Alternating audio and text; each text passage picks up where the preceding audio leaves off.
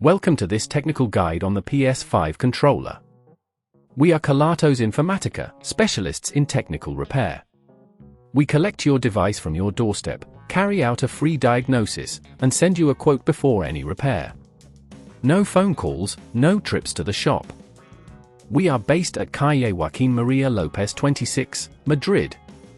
Convenient, transparent and professional. Link in the description. If your PS5 controller buttons aren't responding, this can be quite frustrating.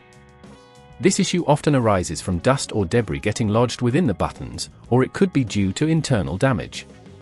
If left unchecked, it may lead to further complications, such as complete button failure.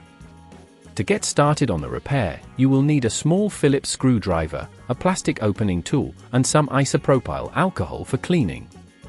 First, ensure your controller is turned off and disconnected from any power source.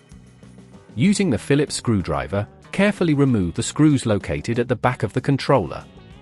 Keep them in a safe place, as you will need them later. Once the screws are out, use the plastic opening tool to gently pry apart the front and back sections of the controller. Be cautious as you do this to avoid damaging the casing. Once opened, you will be able to see the internal components of the controller. The most common culprit for non-responsive buttons is the rubber conductive pads beneath the buttons.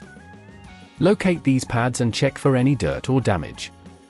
If they're dirty, use a bit of isopropyl alcohol on a cotton swab to clean them carefully. If they appear damaged or worn, you may need to replace them. To do this, gently lift the rubber pads from their position and replace them with new ones, ensuring they fit snugly. As you work, take care not to disturb any nearby components.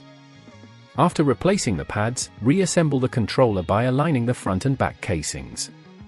Press them together until they click securely. Then, replace the screws, ensuring they are tightened but not over-tightened to avoid stripping. If at this point you feel it's getting too tricky, remember that at Kelatos we collect your device from your door and return it fully repaired. Once your controller is back together, power it on and test the buttons to ensure they are now functioning correctly. If they are still unresponsive, further investigation may be necessary.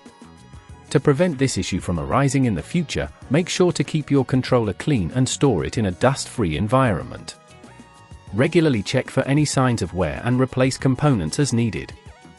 If you'd rather not risk damaging your device, at Kelatos we collect, repair and deliver back to your door anywhere in the UK. Link in the description.